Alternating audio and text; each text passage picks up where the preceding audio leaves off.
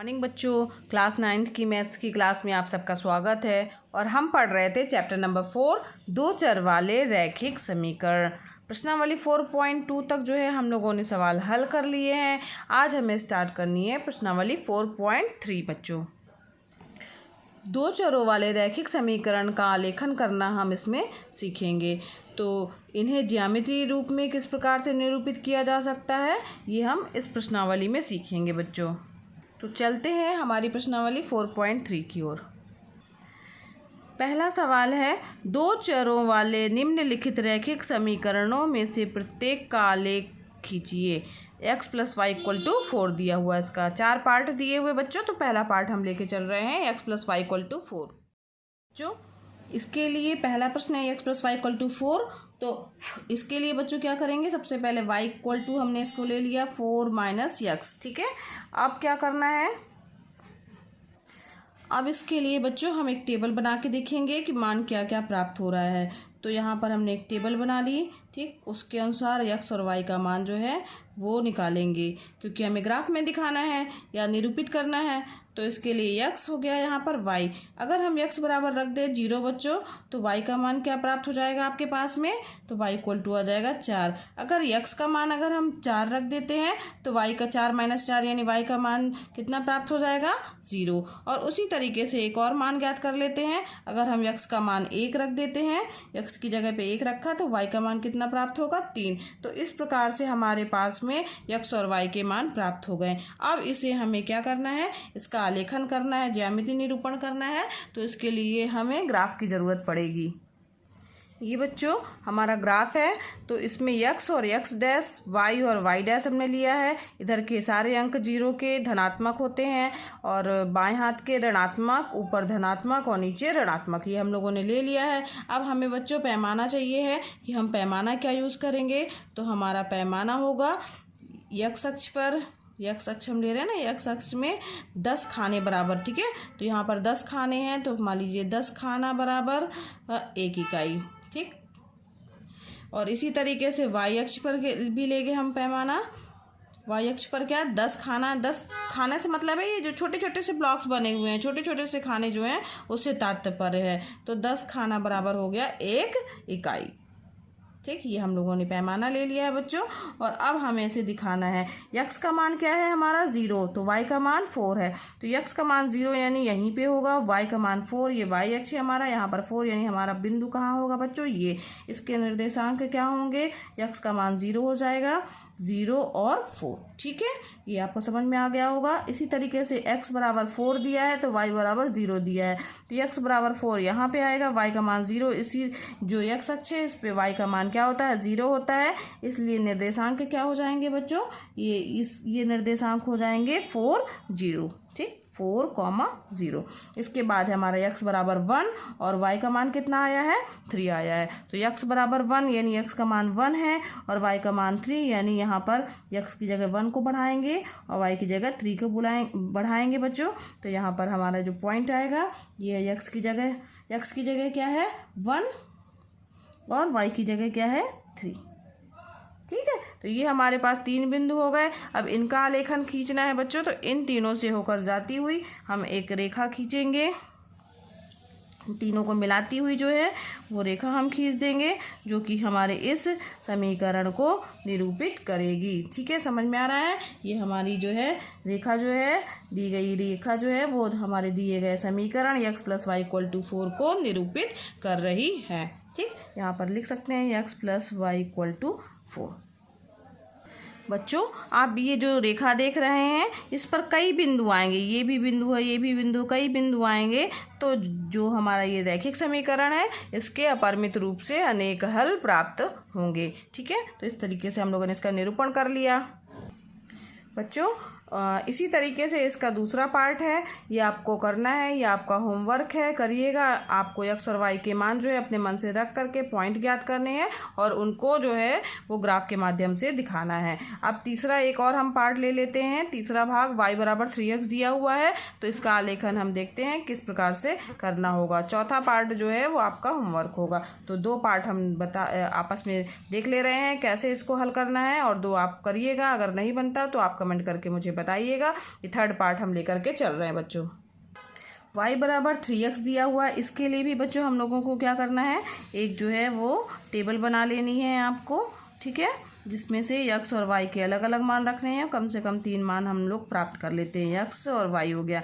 अगर हम x बराबर 0 रख देते हैं तो y बराबर क्या प्राप्त हो जाएगा बच्चों, 0। 3 का गुणा 0 से करेंगे तो 0 ही प्राप्त होगा। अगर हम x बराबर 2 रख देते हैं, मान लीजिए अगर हमने 2 रखा तो y का मान कितना प्राप्त हो जाएगा, 6 प्राप्त हो जाएगा। अगर हम x की जगह मान लीजिए कुछ भी अपने मन से आप रख सकते हैं, मान लीजिए -1 हमने रख दिया तो y की जगह क्या आ जाएगा, -3 हो जाएगा। तो इस प्रकार से जो है अब ये 3 हमारे पास बिंदु प्राप्त हो गए हैं, तो इनसे संबंधित हमें अब ग्राफ खींचना है। तो ग्राफ पेपर का इसके लिए उपयोग करेंगे। आइए देखते हैं इसका ग्राफ कैसे बनेगा। तो बच्चों ये इस तरीके से x डैश हमारा ग्राफ हो गया, ये y और y डैश हो गया। इधर के धनात्मक अंक इधर के ऋणात्मक अंक हो गए बच्चों, और नीचे वाले ऋणात्मक, और y अक्ष पे ऊपर की तरफ के अंक धनात्मक हो गए। तो यहाँ पर अब हमें जो ये बिंदु दिए हुए हैं, x का मान 0 तो y का मान 0, ये देखना है कौन सा है। तो ये मूल बिंदु का निर्देशांक 0 0, तो ये वाला बिंदु हो गया हमारा बच्चों। फिर लिखा है x की वैल्यू है 2 तो y की वैल्यू क्या है 6। तो x का मान धनात्मक है 2 यानी यहाँ होगा, और y की वैल्यू 6 यानी 6 ये धनात्मक है यहाँ, यानी पॉइंट हमारा कहाँ पे होगा, ये बिंदु होगा बच्चों, ठीक है। तो ये दूसरा बिंदु हमें मिल गया। और तीसरा बिंदु है x इक्वल टू -1 हमने लिया है, ठीक। तो x की वैल्यू -1 यानी ये x अक्ष है, यहाँ पर -1 यानी ये वाली हमें रो बढ़ानी है। कहाँ तक बढ़ानी है, y की वैल्यू -3, तो ये -3 यानी ये बिंदु होगा। तो इस तरीके से बच्चों हमारे पास में 3 बिंदु प्राप्त हो गए हैं, x y और इसके ये x और y के जो है एक ये इसके निर्देशांक जो है बराबर से लिख लीजिए बच्चों।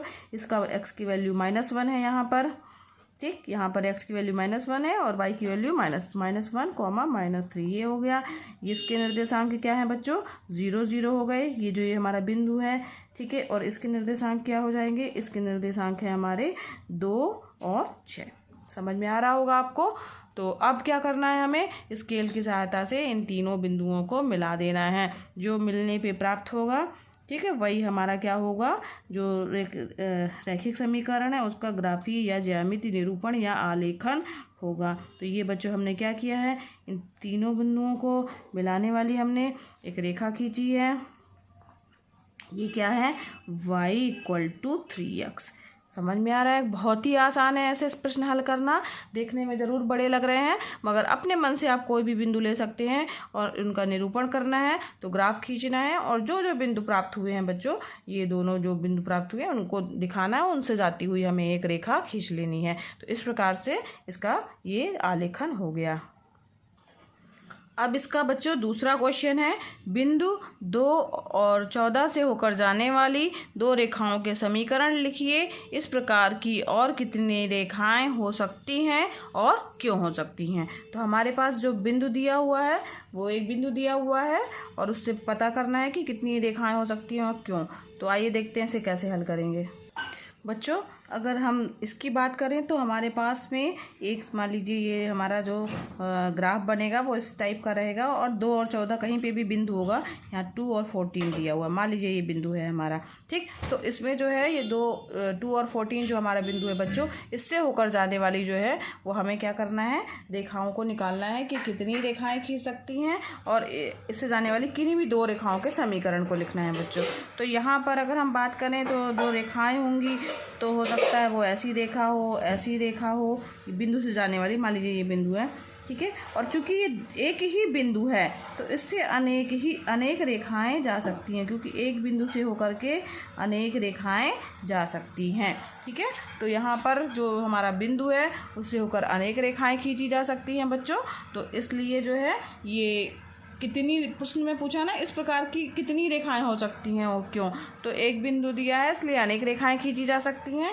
और समीकरण लिखना है कि क्यों खींची जा सकती है, क्योंकि दिया हुआ बिंदु एक ही है। अब समीकरण की बारी आती है बच्चों, तो इन 2 बिंदुओं से होकर जाने वाला समीकरण अगर हमें लिखना है तो हम लिखेंगे बच्चों, बिंदु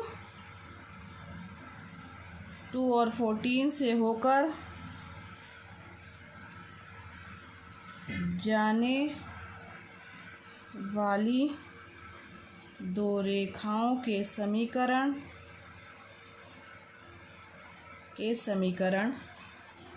निम्न होंगे। ठीक है, होंगे। ठीक है, अब कौन कौन से होंगे, तो कोई से भी समीकरण लिखिए जो ये दोनों बिंदु उस समीकरण को संतुष्ट करते हों। तो x की जगह क्या है यहाँ पर 2 और y की जगह पे क्या है 14। ठीक है, तो अब यहाँ पर ऐसा समीकरण लिखिए जो उसको संतुष्ट करे। तो मान लीजिए यहाँ पर x प्लस वाई हमने कर दिया, तो x की जगह 2 रखेंगे, y की जगह 14 रखेंगे, तो कितना आ जाएगा 16। ठीक है, तो ये हमारा एक समीकरण बन गया। अब इसी तरीके से बच्चों कोई सा भी एक और समीकरण आप ले सकते हैं। अब मान लीजिए हमने 2x कर दिया, 2x plus y equal to, अब यहाँ पर x की जगह 2 लिख दिया, यानी x का मान कितना है 2, तो 2 दूनी 4 और y का मान कितना है 14, तो 4 धन 14 कितना हो जाएगा 18। तो यहाँ पर हमारे पास एक समीकरण ये आ गया। इसी तरीके से प्लस के अलावा माइनस का भी कुछ आप ले सकते हैं और अपने मन से समीकरण को लिख सकते हैं। चूँकि 2 पूछा है तो यहाँ पर आप ये 2 समीकरण जो हैं वो 1 नंबर और ये 2 समीकरण आप लोगों ने दे दिए हैं। यहाँ पर x माइनस वाई अगर मान लीजिए हम लेके चलते हैं तो x की जगह 2 है, y की जगह कितना दिया है 14 दिया हुआ है, तो 14 यानी -12। यहाँ पर बस ऐसा समीकरण बनाना है कि यहाँ पर जो भी मान हम रखें तो यहाँ पर जो बराबर में जो आए संख्या वो उसको संतुष्ट करने वाली होनी चाहिए। तो आप इसके बाद फिर प्रश्न में पूछा इस प्रकार की और कितनी रेखाएं हो सकती हैं, तो आप लिख दीजिएगा इस प्रकार की अनंत रेखाएं हो सकती हैं।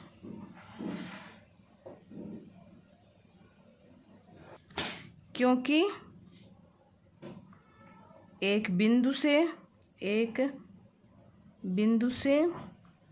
अनेक रेखाएं खींची जा सकती हैं। ठीक है, समझ में आ गया होगा आपको। तो इसमें अनेक रेखाएं हो सकती हैं।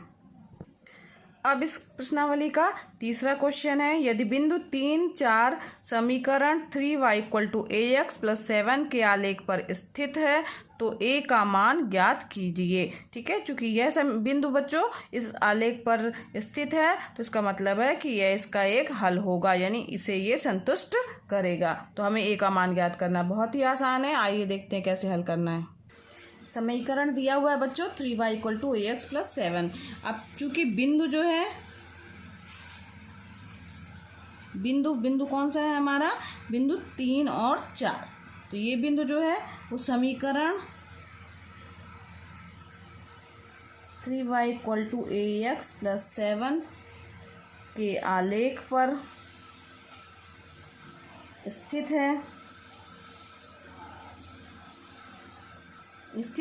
ठीक है, तो इसलिए जो है इसका ये क्या होगा, हल होगा। इसलिए 3, 4 जो है वो समीकरण का हल होगा। ठीक है, अब ये समीकरण का हल होगा तो x बराबर क्या रखेंगे 3 तथा y बराबर 4 समीकरण में रखने पर, समीकरण में इसको समीकरण मान लीजिए समीकरण 1 में रखने पर। अब यहाँ पर रखिए इसका मान बच्चों, तो 3 हो गया। y की वैल्यू क्या है 4 = a × x की जगह 3 है +7। ठीक, अब यहाँ पर रखा 4 3 12 = 3a + 7, तो a = क्या हो जाएगा, यहाँ पर 3a = हो जाएगा 12 - 7 यानी 7 5 12 5 आ गया, तो a बराबर क्या आ जाएगा 5/3। ठीक है, समझ में आ रहा है बच्चों। ए का मान कितना आ गया 5/3, यही तो हमें ज्ञात करना था। ये हमारा आंसर हो गया। बहुत ही आसान था ये क्वेश्चन। चौथा प्रश्न है बच्चों, एक नगर में टैक्सी का किराया निम्नलिखित है। पहले किलोमीटर का किराया 8 रुपये है और उसके बाद की दूरी के लिए प्रति किलोमीटर का किराया 5 रुपये है। यदि तय की गई दूरी x किलोमीटर हो और कुल किराया y रुपये हो तो इसका एक रैखिक समीकरण लिखिए और उसका आलेख खींचिए। तो आइए देखते हैं इसे कैसे हल करेंगे बच्चों। प्रश्न में है बच्चों कि हमारे पास कुल दूरी कितनी है, x किलोमीटर है। तो मान लीजिए हमारे पास ये दूरी पूरी जो है वो कितनी है, x किलोमीटर है। ठीक है, अब यहाँ पर कह रहा है 1 किलोमीटर, यहाँ से मान लीजिए चला उसने 1 किलोमीटर ये है, तो ये 1 किलोमीटर है। ठीक है, इसका किराया कितना है 8 रुपये है। ठीक। अब तो ये बची दूरी कितनी हो गई? ये बची दूरी हमारे पास क्या हो जाएगी? x-1 किलोमीटर हो गई ना, यहाँ से यहाँ तक की दूरी, ठीक। और ये 1 किलोमीटर का किराया 8 रुपये है, ठीक है। और उसके बाद जो बची हुई दूरी है हमारे पास बच्चों, बची हुई जो दूरी है x-1, उसका हर उसमें 5 रुपये जो है वो किलोमीटर के हिसाब से किराया बढ़ जाता है। प्रति किलोमीटर किराया 5 रुपये है। तो यहाँ पर बची दूरी कितनी है? x-1, तो 5 रुपये उसका जो है हर प्रति किलोमीटर का किराया है। तो x माइनस ये, तो हमारे पास कुल एक तरह से कहा जाए समीकरण क्या बन के आएगा? 8 जो है ये पहले किलोमीटर के लिए, फिर x+1 जो बची हुई दूरी है वो उसका 5 रुपये के हिसाब से, और कुल जो है उसने कितना किराया दिया है? y किलोमीटर कुल किराया है। तो ये हमारा इस तरीके से कुछ बन के आएगा। तो इसको लिखेंगे कैसे? तो सबसे पहले लिखेंगे प्रथम किलोमीटर का किराया,